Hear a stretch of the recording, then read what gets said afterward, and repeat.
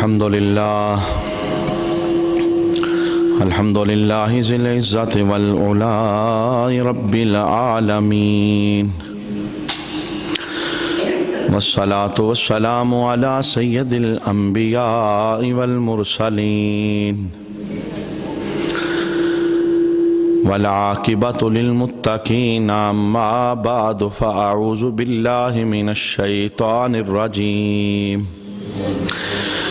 بسم الله الرحمن الرحيم. إن الله وملائكته يصلون على النبي يا أيها الذين آمنوا صلوا عليه وسلموا تسليما. اللهم صل على سيدنا ومولانا محمد وعلى آل سيدنا ومولانا محمد وبارك وسلم وصل عليه. صلاة والسلام عليك يا سيدي يا رسول الله. صلاة والسلام عليك يا سيدي يا حبيب الله. صلاة والسلام عليك يا سيدي يا شفيع المذنبين، وعلى آلك وأصحابك يا سيدي يا رحمة للعالمين. بعد حمد و صلاة لائق عزت و تکریم جمیع احباب سامعین علی وقار، رسول رحمت صلی اللہ تعالیٰ علیہ وآلہ وسلم کی سیرت طیبہ کے خوشبودار گوشے ہم ان سے اپنے قلوب و اذہان کو معطر کر رہے تھے. آقا حضور رحمت عالم صلی اللہ تعالیٰ علیہ وآلہ وسلم کی ابتدائی زندگی کے اندر ایک اور عام فریضہ جس سے اس بات کا احساس محسوس کیا جا سکتا ہے کہ حضور رحمت عالم صلی اللہ تعالیٰ علیہ وآلہ وسلم کو اعلان نبوت سے پہلے بھی انسانیت کی کتنی فکر تھی اور انسانیت کا کتنا درد حضور رحمت عالم صلی اللہ تعالیٰ علیہ وآلہ وسلم اپنے سینے کے اندر رکھتے تھے. باقاعدہ اعلان نبوت وہ تو 40 سال کی عمر میں جا کر ہوتا ہے، لیکن محبوب کریم علیہ السلام کی عمر مبارک 20 سال ہے. تو آپ نے مکہ شریف کے ماحول کے اندر ایک ایسا کارنامہ سر انجام دیا جو اس بات کو ثابت کرتا ہے کہ اعلان نبوت سے پہلے بھی محبوب کریم علیہ السلام کے دل کے اندر انسانیت کا کتنا درد تھا. چونکہ جس ذات کے اندر نبوت کا نور ہوتا ہے اس کے سینے میں انسانیت کا درد، انسانیت کو منزل مل جائے اس بات کی فکر یہ اللہ رب العالمین عطا فرماتا ہے. مکے کا جو ماحول تھا اور پورے عرب کا جو ماحول تھا، ظالم کو کوئی پوچھنے والا نہیں تھا. ظالم جب چاہتا کسی پر ظلم کر لیتا، اسے کوئی روکنے والا نہیں تھا، اس کے خلاف کوئی بات کرنے والا نہیں تھا. باہر سے اگر کوئی مسافر بندہ مکے کے اندر آ جاتا تو مکے کے لوگ اس کا ساز و سامان لوٹ لیتے، اور وہ اپنی فریاد لے کر اگر کسی کے پاس جانا بھی چاہتا تو کوئی اس کی داد رسی نہ فرماتا، بلکہ اسے جھڑک دیا جاتا کہ تو ہمارے پاس فلاں قبیلے کی شکایت لے کر کیوں آیا ہے. اس طرح کا کانٹے دار ماحول مکے کے اندر وہ چل رہا تھا. ظالم کی حکومت تھی اور ظالم کا ساتھ دینے والے لوگ موجود تھے. مظلوم کا کوئی سننے والا نہیں تھا اور مظلوم کا کوئی آسرا نہیں تھا. اس تحریک کی، جس تحریک کا نام یہ ہے مظلوم کی مدد کی جائے اور ظالم کے ہاتھ کو روکا جائے، اس تحریک کو شروع تو رسول اللہ صلی اللہ تعالیٰ علیہ وسلم کے چچا زبیر بن عبد المطلب انہوں نے کیا تھا. لیکن اس تحریک کے اندر صحیح قوت اور صحیح جان اس وقت پڑی جب اس تحریک کی قیادت آمنہ کے لال نے اپنے ہاتھوں میں لے لی۔ یعنی نعرہ کیا تھا کہ ظالم کو اس کے ظلم کی سزا دی جائے، اس کے ہاتھ کو روکا جائے، اگر کوئی کسی کا مال دبا لیتا ہے تو مظلوم کی مدد کی جائے، اس کا مال اسے واپس کیا جائے، اور اگر ظالم کوئی بات غلط کرتا ہے تو اس کی غلط بات کو غلط کہا جائے۔ جگیردار ہونے کا معنی یہ نہیں، دولت مند رئیس ہونے کا معنی یہ نہیں کہ جو رئیس کرے گا یا دولت مند کرے گا وہی بات درست ہوگی۔ ہو نہ ہو ہمارے اس معاشرے کے اندر بھی وہ عربوں کا جو جاہلانہ نظام تھا،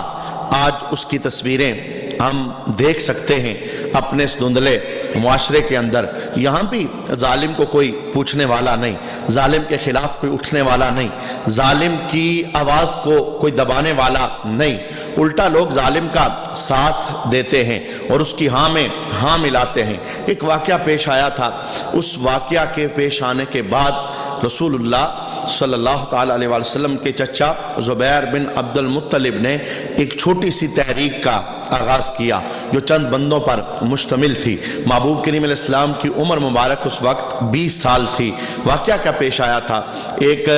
بندہ تجارت کی غرض سے وہ مکہ شریف کے اندر داخل ہوا اور وہ یمن کا تاجر تھا۔ جب وہ مکہ کے اندر آیا تو اس کے مال کو مکے والوں نے لوٹ لیا اور اسے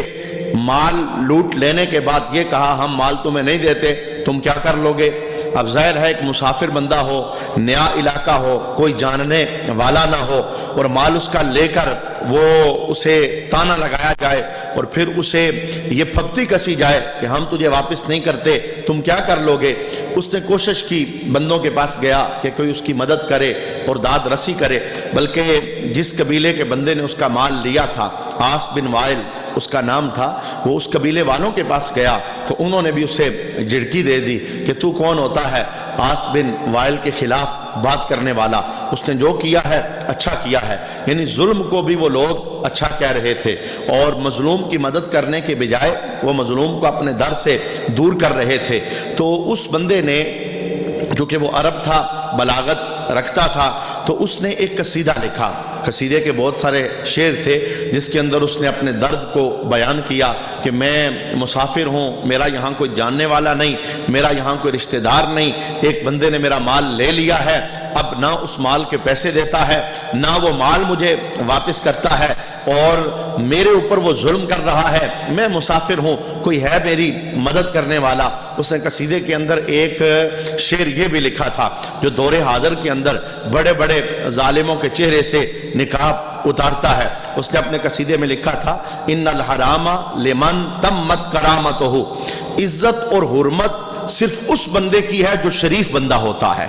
شریف بندہ عزت والا ہوتا ہے اور شریف بندہ قابل احترام ہوتا ہے۔ جہاں تک بات لباسوں کی ہے، ولا حرام لثوب الفاجر غداری، اس نے کہا کہ جو بندہ دھوکے باز ہو اور حرام مال کمانے والا ہو،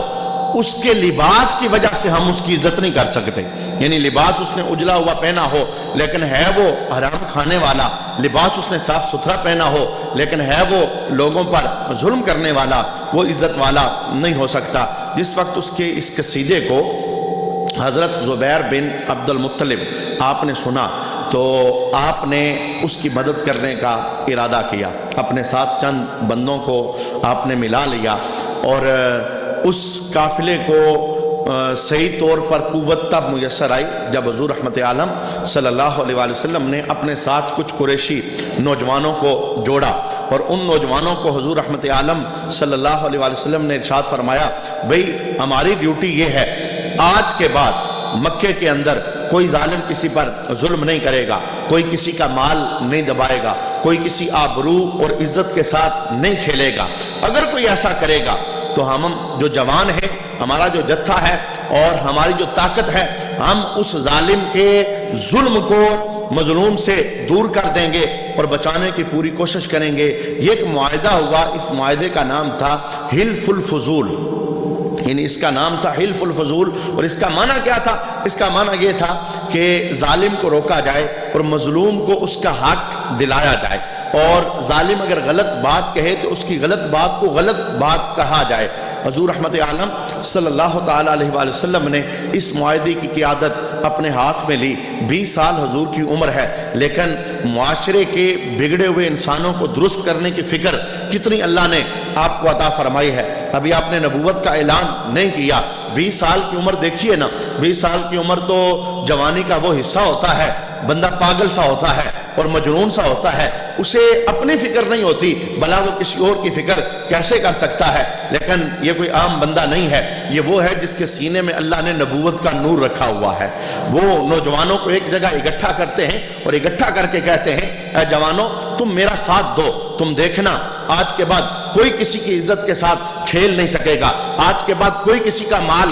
دبا نہیں سکے گا، آج کے بعد کوئی ظالم کسی مظلوم پر ظلم نہیں کرے گا، اور اگر کرے گا تو سب سے پہلے میں ہوں گا، تم میرے پیچھے آنا، ہم اس ظالم کے منہ سے بھی مظلوم کا مال نکال لیں گے۔ بہت سارے واقعات اس دوران پیش آئے۔ مثلا ایک واقعہ یہ تھا کہ ایک تاجر آیا جب مکہ شریف کے اندر، تو ایک بندے نے اس کی بیٹی کو اغوا کر لیا۔ اب چونکہ مکے کا ایک ماحول تھا، کوئی کسی کی عزت کے ساتھ کھیل جاتا تو اس گندے معاشرے کے اندر کسی کو جرأت نہیں ہوتی تھی کہ وہ ظالم کو یہ کہہ لے کہ تو ظلم کر رہا ہے ایک مسافر بندے پر۔ جب میرے محبوب کریم علیہ السلام کو اس بات کا پتہ چلا تو آپ جوانوں کو لے کر اس ظالم کے گھر کے اندر پہنچ گئے اور اس بیٹی کو باعزت اس کے گھر سے حضور نے چھڑوا لیا۔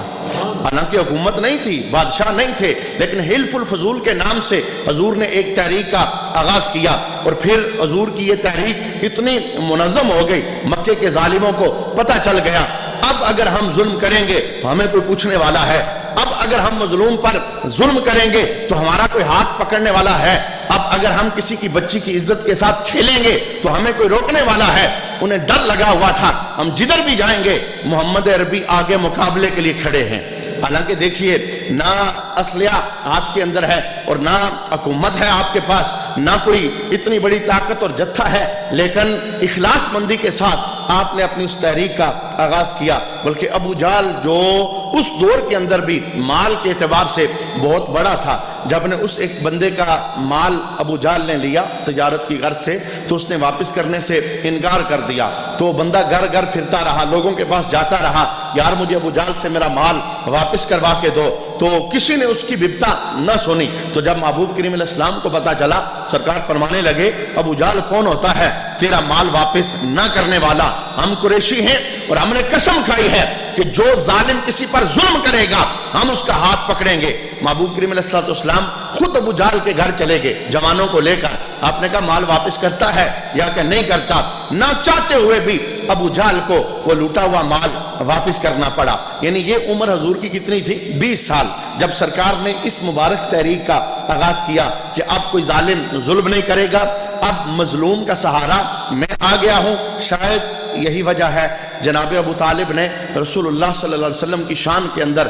8 سال کی عمر میں جو قصیدہ پڑھا تھا، اس قصیدے کے لفظ جو یہ تھے، سمال الیتامی عصمۃ للارامل، لوگو یہ وہ بندہ ہے جو یتیموں کا آسرا بن کے آیا ہے اور بے سہاروں کے سروں پہ ہاتھ رکھنے والا بن کے آیا ہے۔ یعنی خود تو ایسے تھے کہ باپ بھی سر پر نہیں ہے، ماں بھی سر پر نہیں ہے، کوئی بھائی بھی نہیں ہے جو آپ کے ساتھ چلنے والا ہو، اس طرح کا کوئی معاملہ ہی نہیں ہے، اکیلے ہی چلے ہیں، لیکن تحریک آپ کی اتنی منظم ہے۔ میں صرف سرکار کی سیرت کے اس حصے سے اتنی بات گزارش کرنا چاہوں گا، جس ماحول اور معاشرے کے اندر ہم رہتے ہیں، اگر ہمیں پتہ چل جائے کہ فلاں بندے نے ایک دوسرے مسلمان پر ظلم کیا ہے تو کم از کم اپنی زبان تو کھول سکتے ہیں، ہم ظالم کو اتنا تو کہہ سکتے ہیں کہ تو ظلم کر رہا ہے۔ الٹا ظالم کے ساتھ ہو جانا، خاموشی اختیار کر لینا، سب کچھ جانتے ہوئے چپ سادھ لینا، کتنے ایسے ہیں ہمارے دور کے اندر آج بھی وہ ابو جہل والا کردار ادا کر رہے ہیں،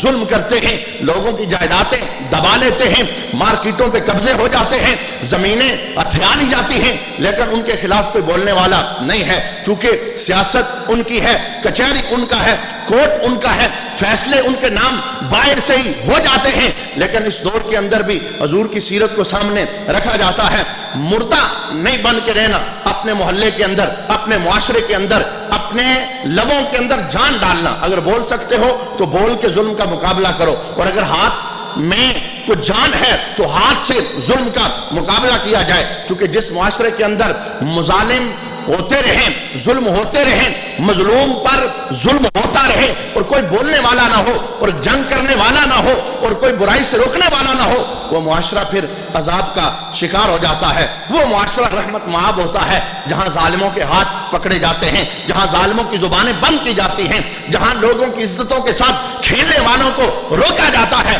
وہ معاشرہ محمد عربی صلی اللہ علیہ وآلہ وسلم کا پسندیدہ معاشرہ ہے۔ خیر یہ حضور کی عمر 20 سال تھی تو سرکار علیہ الصلوۃ والسلام نے ایک رفعی کام کا آغاز کیا۔ میں ساتھ آپ کو یہ بھی عرض کرنا چاہتا ہوں، یعنی حضور تو بچپن ہی سے نبی تھے، لیکن سرکار نے یہ نہیں کیا کہ آپ نے تسبیح لی اور آپ جنگل میں چلے گئے، آپ نے تسبیح لی اور آپ غار میں چلے گئے، معاشرے میں کچھ ہوتا رہے آپ کو اس بات کی فکر نہیں۔ سرکار نے نہ یہ خود کر کے بتایا ہے اور نہ ہمیں یہ درس دیا ہے۔ آج کے دور کے اندر بھی پیر وہ بندہ نہیں، فقیر وہ بندہ نہیں جو تسبیح لے کے اور جبہ پہن کے جنگل کے اندر نکل جائے۔ پیر، کامل پیر وہی ہے جو معاشرے کے درمیان رہے، بندوں کے بیچ میں رہنا، ان کی تکالیف کو محسوس کرنا، ان کے دکھوں کا مداوا کرنا، بے سہاروں کے سروں پہ ہاتھ رکھنا۔ مصطفیٰ کریم علیہ الصلوۃ والسلام نے یہ سیرت کا سہانا باب ہمیں عطا فرمایا ہے۔ خیر جب حضور کی عمر 20 سال ہوئی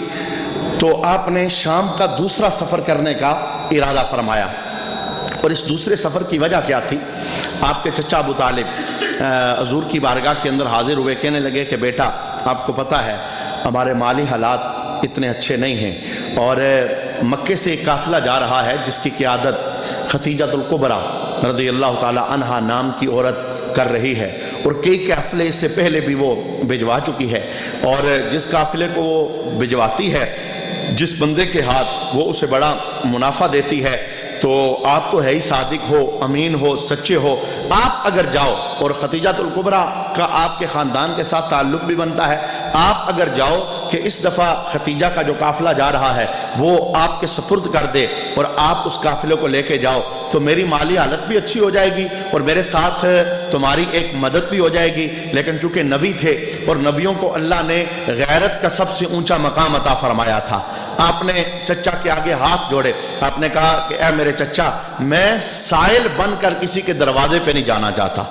اگر میری قسمت میں ہوا تو ختیجہ خود ہی میرا انتخاب کر لے گی۔ اب ابو طالب نے پھر اسی اندر کے درد کا اظہار کیا۔ ابو طالب کہنے لگے اے بیٹے ہو سکتا ہے ہم پچھتاتے رہ جائیں اور وہ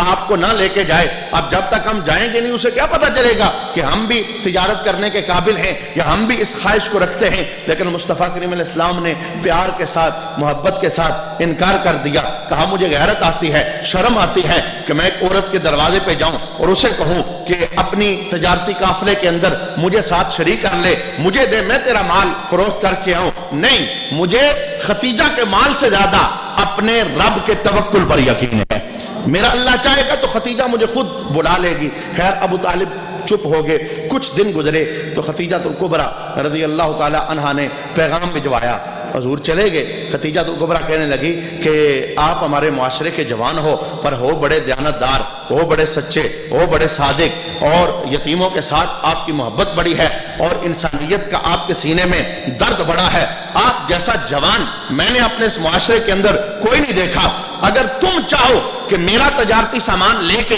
شام چلے جاؤ، باقی لوگوں کو منافع میں 1 گنا دیتی ہوں، اور اگر تم جاؤ گے تو میں تمہیں ڈبل منافع عطا فرماؤں گی۔ اب یہ دیکھیے نا، اللہ پر توکل کیا تو کس عزت کے ساتھ ختیجہ الکبریٰ خود بلا رہی ہیں اور بلا کے کہتے ہیں آپ میرا مال لے جاؤ، فروخت کراؤ۔ تو رسول اللہ صلی اللہ علیہ وسلم نے اس آفر کو قبول کیا اور واپس آپ چچا کے پاس آئے اور چچا کو بتایا کہ چچا آپ تو ویسے ہی فکر مند ہو رہے تھے، دیکھیں اللہ نے ہمارے رزق کا خود ہی اہتمام کر لیا ہے۔ اب حضور رحمت عالم صلی اللہ علیہ وسلم کی عمر تقریباً 20 سال کے لگ بھگ ہے، تو سرکار شام کے شہر کا دوسرا سفر اختیار کرتے ہیں۔ تو ختیجہ الکبریٰ رضی اللہ تعالی عنہا نے آپ کے ساتھ اپنا ایک غلام بھیجا جس کا نام میسرہ تھا، اور اس غلام کی ڈیوٹی کیا تھی؟ اس کی ڈیوٹی یہ تھی کہ محبوب کریم علیہ السلام راستے کے اندر انہیں کوئی تکلیف نہ ہو، کوئی پریشانی نہ ہو، جیسے یہ کہیں۔ اس لیے نہیں بھیجا تھا کہ چیک کرنا مال کتنے کا بیچیں گے، چونکہ دیانتداری امانت داری پر اس کو ناز تھا، اسے پتا تھا اور خود اس نے کہا تھا، کہنے لگی کہ اے غلام جس کا نام میسرہ تھا، تو محبوب کے ساتھ رہنا، لا تعص لہ امرا ولا تخالف لہ راعیا، ان کے حکم کے بغیر کوئی کام نہ کرنا، ان کی رائے کا خیال رکھنا، جیسے یہ کہیں ویسے کرنا، یعنی خدمت گزار بن کے ان کے ساتھ ساتھ چلنا۔ میسرہ کہتا ہے کہ ہمارا سفر شروع ہو گیا، اور شیخ محمد ابو زارع آپ اس قافلے کا رنگ بیان کرتے ہیں کہ یہ قافلہ جب مکہ شریف سے شام کی جانب روانہ ہوا تو شیخ اس قافلے کی کیفیت کو بیان فرماتے ہیں۔ آپ فرماتے ہیں فصلت العیر وفیہا خیر خلق اللہ تعالی، جب یہ قافلہ مکہ سے روانہ ہوا تو اس قافلے میں وہ ہستی تھی جسے اللہ نے ساری مخلوق سے اونچا مقام عطا فرمایا تھا، یعنی حضور رحمت عالم، یعنی 20 سال کی عمر ہے، دیکھیے اس وقت بھی آپ کی عظمتوں کے ڈنکے بج رہے ہیں، ابھی اعلان نبوت نہیں ہوا ہے، اس وقت بھی آپ کی رفعتوں کی بات ہو رہی ہے۔ تو آپ فرماتے ہیں کہ اس قافلے میں وہ ہستی ہے جس کا پوری کائنات میں کوئی مقابل ہے ہی نہیں ہے، اور کوئی آپ کی شان جیسا وہ اللہ رب العالمین نے دنیا کے اندر بھجوایا ہی نہیں ہے۔ شیخ عبدالحق محدث دہلوی اسی بات کو بیان کیا کرتے تھے، یا صاحب الجمال و یا سید البشر من وجہک المنیر لقد نور القمر لا يمکن الثناء کما کان حقہ بعد از خدا بزرگ تو ہی قصہ مختصر۔ اگر اللہ کی ذات کے بعد کوئی افضل ہستی دنیا میں ہے، بزرگ ہستی دنیا میں ہے، محبوب وہ صرف تیری ذات ہے، یعنی تیرا مقابلہ اس جہان کے اندر ہے ہی نہیں، اللہ نے اتنی اونچی شانیں عطا فرمائی ہیں۔ یہ قافلہ آہستہ آہستہ سفر کی جانب بڑھتا رہا۔ میسرہ کہتے ہیں کہ کٹن سفر اختیار کرنے کے بعد ہم جب ملک شام کے قریب پہنچے تو اتفاق کی بات یہ ہے، حضور نے جو پہلا سفر کیا تھا تو جس مقام پر سرکار نے پڑاؤ کیا تھا اسی جگہ اس دوسرے سفر میں بھی سرکار نے پڑاؤ کا ارادہ فرمایا۔ وہ کون سا تھا؟ وہ ایک عیسائیوں کی خانگاہ تھی جس کے اندر جو راہب تھا اس کا نام تھا بحیرہ۔ اسی خانگاہ کے قریب مصطفیٰ کریم علیہ السلام نے اپنے قافلے کو رکنے کا حکم دیا، لیکن اب اس خانگاہ کے اندر جو راہب تھا وہ بحیرہ نہیں تھا۔ یہ 13 سال کا بیچ میں تقریباً گیپ گزر چکا تھا۔ محبوب کریم علیہ السلام جو پہلے تشریف لائے تھے اور اب تشریف لائے ہیں، 13 سال کا عرصہ ہے۔ وہ راہب تاریخ نگار کہتے ہیں ہو سکتا ہے وہ فوت ہو گیا ہو، یا ہو سکتا ہے اس جگہ سے کسی اور جگہ ٹرانسفر ہو گیا۔ اب یہاں پر جو راہب ہے اس کا نام ہے نستورہ۔ تو اس نے میسرہ سے پوچھا کہ اے میسرہ، یہ تیرے ساتھ جو جوان ہے، خوبرو جوان، اس کا کیا تعارف ہے؟ تو میسرہ کہنے لگے کہ یہ ہمارے قریشی نوجوان ہیں، بڑے غیرت مند ہیں، بڑے باحیا ہیں، بڑے صادق ہیں، بڑے امین ہیں۔ میں کہتا ہوں دیکھیے نا، محبوب کریم علیہ السلام نے معاشرے میں اپنا کردار کیسے منوایا، یعنی ہر ایک خدیجہ الکبریٰ رضی اللہ تعالیٰ عنہ کے پاس جاتے ہیں تو وہ بھی کہتی ہیں آپ بڑے صادق ہو، آپ بڑے امین ہو، آپ بڑے امانت دار ہو، اور میسرہ جب آپ کا تعارف کرواتا ہے وہ بھی آپ کے گن گاتے ہوئے نظر آتا ہے۔ گویا معاشرے کے اندر رہ کر کے معاشرے کے لوگوں کے دلوں کو جیت لینا مصطفیٰ کریم علیہ السلام کی یہ شان ہے، اور حضور رحمت عالم صلی اللہ علیہ وسلم کا یہ اونچا مقام ہے کہ معاشرے کے لوگ تو تسلیم نہیں کرتے، ہزار وہ انسان کے وجود سے عیب نکالنے کی کوشش کرتے ہیں، لیکن اسی معاشرے کے اندر رہ کر مصطفیٰ کریم علیہ السلام نے جو صادق ہونا اور امین ہونا وہ لوگوں کو بتایا ہے۔ یہ حضور کی عالی شان اور اونچی شان کا ایک عظیم الشان نظارہ ہے۔ تو میسرہ سے جب اس نے پوچھا بھئی یہ کون ہے، تو میسرہ نے بتایا بھئی یہ اس طرح قریشی نوجوان ہیں، ان کی بڑی شانیں ہیں۔ تو میسرہ قریب آ گیا، میسرہ حضور کے قریب آیا تو نستورہ یعنی جو راہب تھا وہ اپنی خانگاہ سے نکلا اور جس جگہ آپ نے قیام کیا ہوا تھا بالکل اس جگہ پر آ گیا، اور آتے ہی اس نے کیا کیا، حضور رحمت عالم صلی اللہ علیہ وسلم کے سر کو بوسہ دیا۔ راہب تھا، اس دور کا عبادت گزار تھا، اور حضرت عیسیٰ علیہ السلام سے جو علمی وراثت اسے ملی تھی وہ اپنے سینے میں رکھنے والا تھا۔ پہلے اس نے حضور کے سر کو بوسہ دیا، پھر اسے اندر سے اطمینان نہ آیا، وہ قدموں میں جھک گیا اور حضور کے دونوں قدموں کو بوسہ دے لیا۔ یعنی اگر آپ اس چومنے کی تاریخ کو دیکھنا چاہو تو یہ بہت پرانی تاریخ ہے۔ حضرت آدم علیہ السلام کے مبارک دور سے لے کر پھر آگے حضور کا نور چلتا رہا۔ جب ظاہری نور یہ دنیا کے اندر آ گیا تو جس گلی سے نور گزرتا تھا بڑے بڑے راہبوں کی اور عبادت گزاروں اور عالموں کی تمنا ہوتی تھی کہ محبوب آ جائے، ہم محبوب کے قدموں کو بوسہ دے لیں۔ اب وہ نستورہ جو راہب تھا اور عالم تھا اس نے کیا بات کہی، یعنی حضور کے قدموں کو بوسہ دیا، سر کو بوسہ دیا، دینے کے بعد سامنے بیٹھا ادب کے ساتھ اور کہنے لگا آمنت بکا، محبوب میں آپ پر ایمان لے آیا۔ اعلان نبوت نہیں ہوا، 20 سال کی عمر ہے، تجارت کی غرض سے آپ شام پہنچے ہیں، لیکن اس نے بہت کچھ دیکھا ہے اور پھر وہ اظہار اس بات کا کرتا ہے، کہتا ہے حضور میں آپ پر ایمان لایا، وَأَشْهَدُ أَنَّكَ الَّذِي ذَكَرَهُ اللَّهُ تَعَالَى فِي التَّوْرَاةِ، اور میں اس بات کی گواہی دیتا ہوں کہ آپ وہی ہیں جس کا اللہ نے تورات میں ذکر فرمایا ہے۔ یعنی آپ کا ذکر تو ہم پہلے سے پڑھ چکے ہیں، انتظار آپ ہی کا ہو رہا ہے اور ہماری نظریں آپ کے در پر ہی لگی ہیں۔ آپ تو خود چل کے آج یہاں پر آگے ہیں، قدم چومے ہیں، سر چوما ہے اور ساتھ اس نے کہا ہے میں آپ پر ایمان لایا ہوں اور میں گواہی دیتا ہوں آپ وہی ہیں جس کا ذکر تورات کے اندر ہے۔ فَلَمَّا رَأَى الْخَاتِمَةَ، پھر اس نے ایک نشانی اور پورا کرنے کے لیے محبوب کے پشت پر مور نبوت کو دیکھا۔ جو بحیرہ تھا اس نے بھی یہی کام کیا تھا، کیونکہ تورات کے اندر لکھا ہوا تھا کہ جو نبی ہے شان والا ہے، دھوپ میں چلے گا، بادل سایہ کریں گے اور اس کی پشت پر مور نبوت ہوگی۔ نشانیوں کو پختہ کرنے کے لیے نستورہ نے محبوب کریم علیہ السلام کی پشت پر مور نبوت کو دیکھا تو کیا کرنے لگا، قبلہ، دوڑ کے اس نے حضور کی مور نبوت کو بوسہ دے لیا۔ یہ چومنا اتنی بری بات نہیں ہے، محبت کے ساتھ محبوب کی نسبتوں کو چوم لینا اور پھر آنکھوں سے لگا لینا اور پھر اپنے ایمان کو تسکین دینا، یہ تو بہت پہلے کی بات ہے۔ ابھی محبوب کریم علیہ السلام کی عمر مبارک 20 سال ہے۔ پھر وہ نستورہ کہتا ہے وَقَالَ أَشْهَدُ أَنَّكَ رَسُولُ اللَّهِ النَّبِيُّ الْأُمِّي الَّذِي بَشَّرَ بِكَ عِيسَىٰ، میں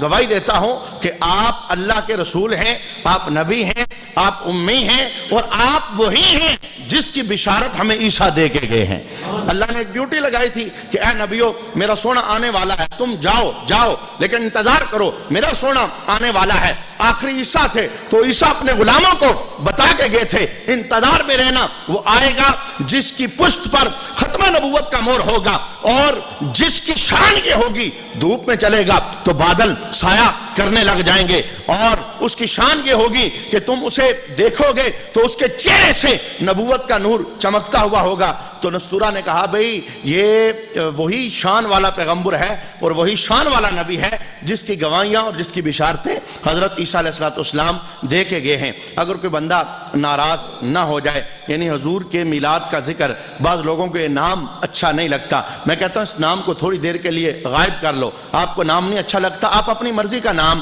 رکھ لو، یعنی حضور کی شان بیان کرنے کے لیے آپ اپنی مرضی کا نام رکھ لو، جیسے لوگ رکھتے ہیں۔ یعنی جو لوگ میلاد کے نام سے خائف ہیں وہ میلاد کا نام نہیں رکھتے، وہ کہتے ہیں جی ہم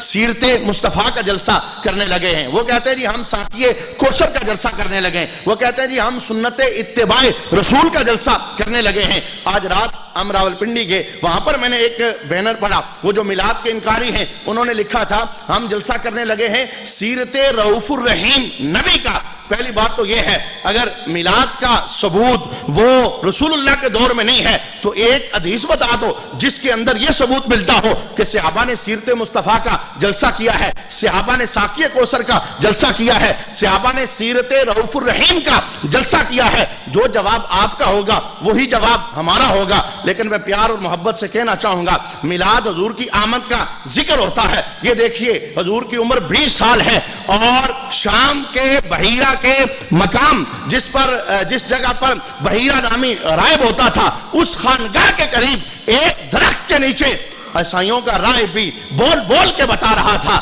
ہم اسی محبوب کے میلاد کا ذکر کر رہے ہیں، آمد کی بات کر رہے ہیں، اور صرف ہم ہی نہیں کر رہے، اللہ کے پیغمبر عیسیٰ ہمیں ان کے میلاد کی بات بتا کے گئے ہیں۔ میلاد آنے کی بات کا ذکر ہوتا ہے تو ہمیں عیسیٰ بتا کے گئے ہیں کہ یہ شان والا نبی آئے گا، اس کا میلاد ہوگا، اس کے یہ تذکرے ہیں، اس کی یہ شانیں ہیں اور اس کا یہ اونچا مقام ہے۔ خیر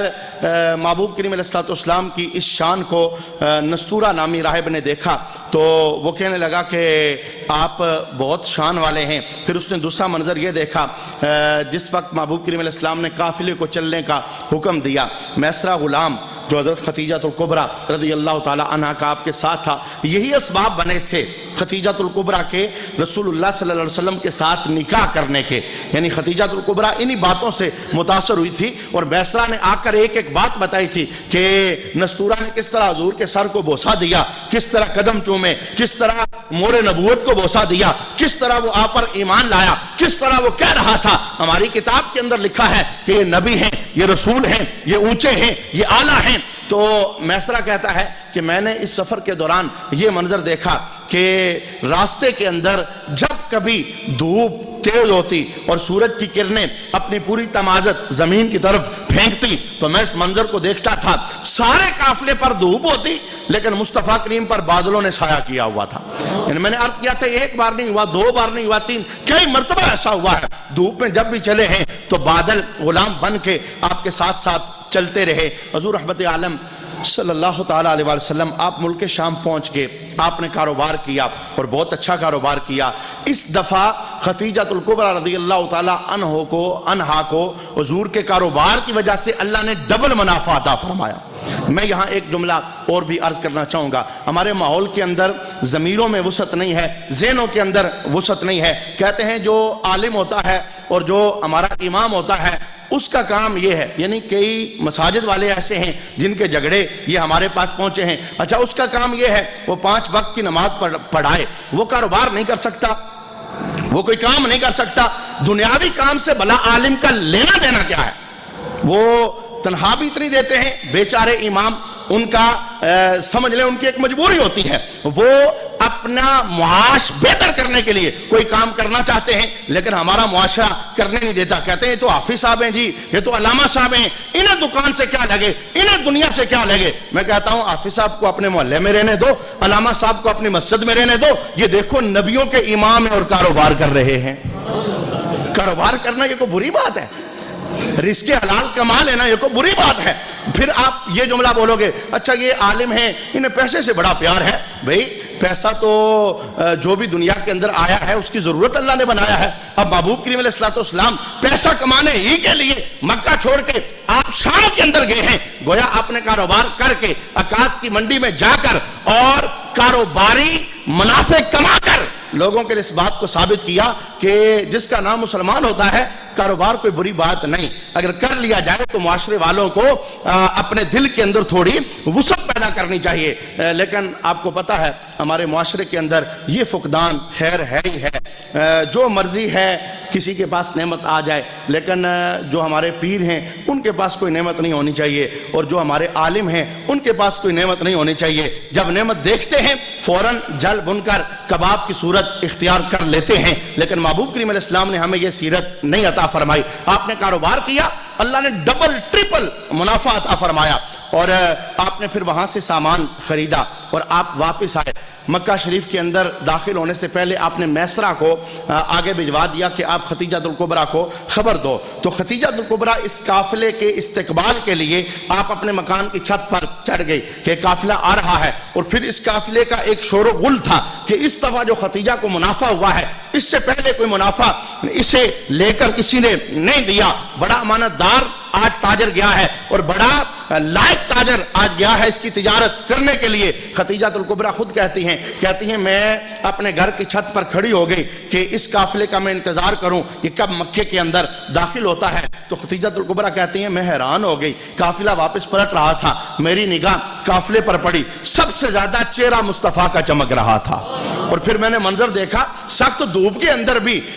بادلوں نے مصطفیٰ کریم کے اوپر بادلوں کا سایہ کیا ہوا تھا۔ میں اس منظر کو دیکھ کر کے میں نے اندر سے ارادہ کر لیا کہ کہ میں اس بندے کو اپنے ساتھ جوڑنے کی کوشش کروں گی. یہ میرے دل کی تمنا تھی. اتنا لائق بندہ اور اتنا امانت دار بندہ اور اتنا قابل بندہ اور اتنی شان والا بندہ دھوپ میں چلتا ہے تو بادل سایہ بن کے ان کے ساتھ ساتھ چلتے ہیں. تو جناب خدیجہ الکبریٰ رضی اللہ تعالی عنہا کے ساتھ محبوب کریم علیہ السلام نے یہ کاروبار کیا، جس کاروبار کی وجہ سے حضور کی عظمتیں اور زیادہ اس معاشرے کے اندر اجاگر ہو گئی. انشاءاللہ اس سیرت کے خوبصورت باب کو اس کے بعد کیا سبب بنا کہ حضرت خدیجہ الکبریٰ رضی اللہ تعالی عنہا نے خود پیغام بھجوایا محبوب کریم علیہ السلام کی طرف، اور محبوب نے اس نکاح کے پیغام کو قبول کیا اور ازدواجی حیثیت میں سرکار علیہ السلام داخل ہوئے. انشاءاللہ اس باب کو ہم اگلے جمعے کے اندر سماعت کریں گے. ایک دو اعلان سماعت کر لیں. سب سے